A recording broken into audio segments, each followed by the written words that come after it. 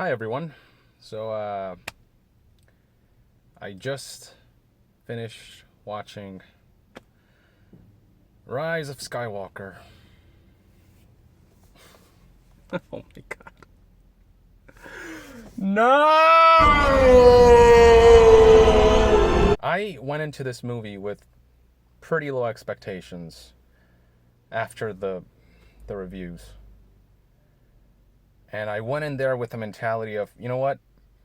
Maybe the reviews are wrong. I'm going to keep an open mind. Maybe I'll enjoy it even if a lot of people didn't. I try to go in there without preconceived notions, and I figured if I go in there with low expectations, this movie surely cannot be as bad as many people are claiming it is. But oh boy. Where do I begin? So first things first, this is basically two movies that J.J. Abrams tried to cram into one. Essentially, J.J. tried to pretend like Last Jedi never happened. And so, with Episode 9, he's doing his version of Episode 8 and Episode 9. And that would be fine if, there was some semblance of cohesion, good storytelling, good story arcs, good character developments, but it is so clear, and this is something that other reviewers have said, and it is 100% true, that there was no roadmap whatsoever for this trilogy. It's very clear that this was like a relay race where one writer handed down the baton to the next. And when J.J. Abrams started with Episode 7, it was clear that he had no idea where those mysteries that he set up would go, because J.J. was supposed to leave Star Wars after Episode 7. Then Rian Johnson came in, picked it up, and did his own thing with it. And then when Disney saw the backlash surrounding that, and after Colin Trevorrow, is that his name, who was supposed to helm Episode 9, when he left the project, JJ came back, and having no idea where the story that he set up was going to go, he took this Frankenstein that was a combination of clashing visions between JJ and Rian Johnson, and then tried to ham-fist his way through it, and it just didn't work. There's one particular plot twist in this movie that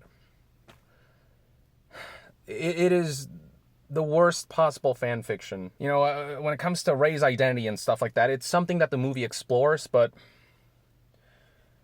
the answer is not only woefully unsatisfying, it's also complete nonsense.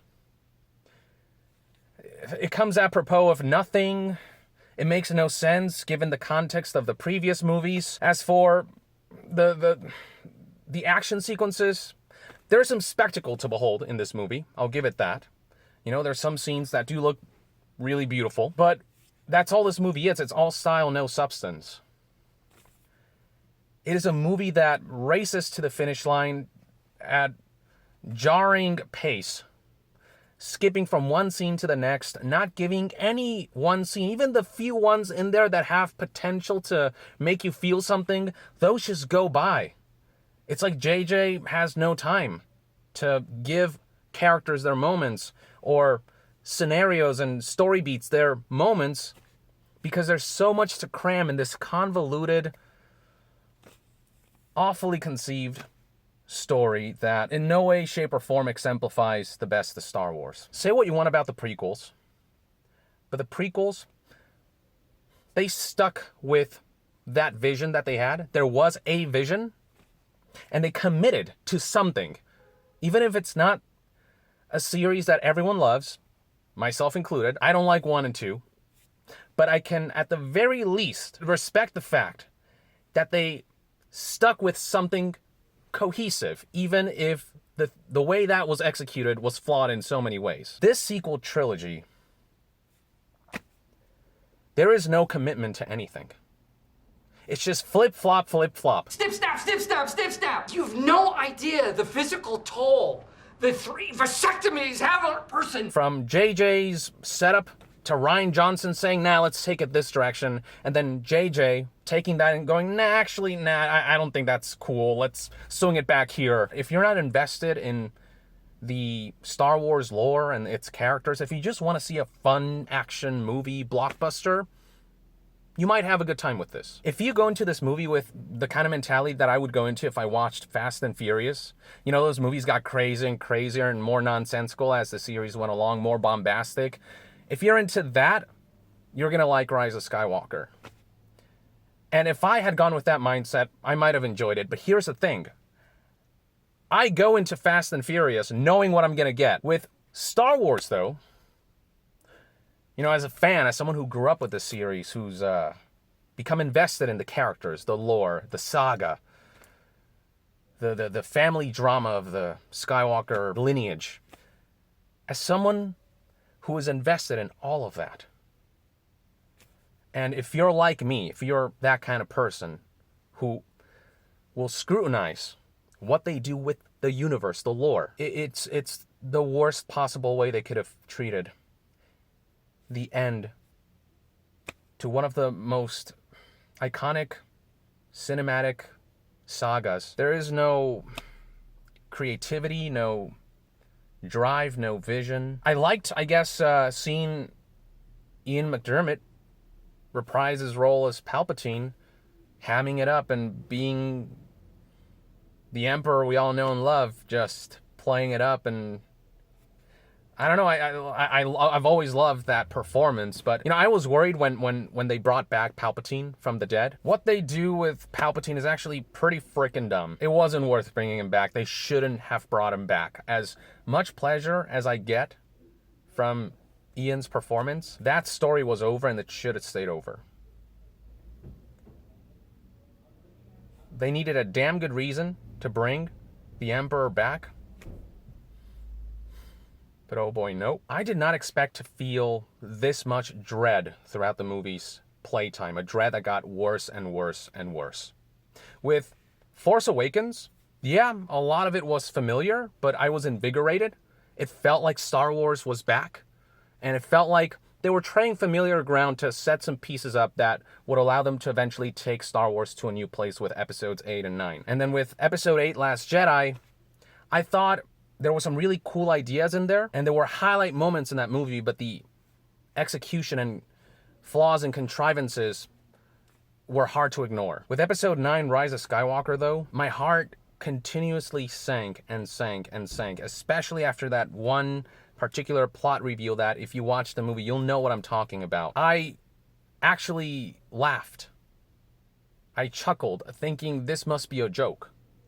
That this is where they're taking certain characters. And then, oh my god, and then the way the movie ends, and what we have here, ladies and gentlemen, is a trilogy that was written by 3 different visions. Episode 9 JJ and episode 7 JJ, even those, I feel, are in conflict of each other. It's clear that the answers that he tries to resolve to his own mysteries were pulled out of his ass. Yeah, I don't know what else to say. I left the theater. I left episode 9 thinking, what the hell did I just watch? You can't just do damage control from Last Jedi and expect all will be well. You also have to make a good movie with a good story that's well paced. Characters have to have believable developments. Plot twists need to be, they need to have some semblance of believability. You have to make the crowd buy it. It has to be earned, but nothing in this movie is earned. And I want to emphasize that if you like this movie, good on you. You know, don't let me tell you otherwise. Like this movie, you be you. I wish I feel jealous for the people who enjoy this movie, because I wish I could have that feeling. I'm curious to hear what you guys think. For those who did watch the movie, if you did like it, again, good on you. Let me know what you liked about it and why you think, you know, some of the plot elements there were effective. If you haven't watched the movie yet, you know, just, I don't know, brace yourself. Maybe you'll like it, but I understand why there's so many people who absolutely do not. And it left me feeling nothing. I got nothing out of this movie. And that's the worst feeling. Apathy. The kind of apathy that leaves you numb at the end of the movie's runtime. That's the feeling that I got. It wasn't even anger. It wasn't even frustration. It was just, oh, wow. I didn't care about any of this. But for the people who did enjoy this movie, please convince me that there's something deeper here. Anyway, I should get out of this parking lot. I'm gonna head on home and contemplate. I'm really interested to see what the discourse will be like surrounding this movie once everyone's seen it. But for now, just drop a comment below. And to be further updated on all things gaming news, reviews, and discussions, and the occasional movie discussion, stay tuned right here on Yong Yeah. I'll see you guys next time. Yong out.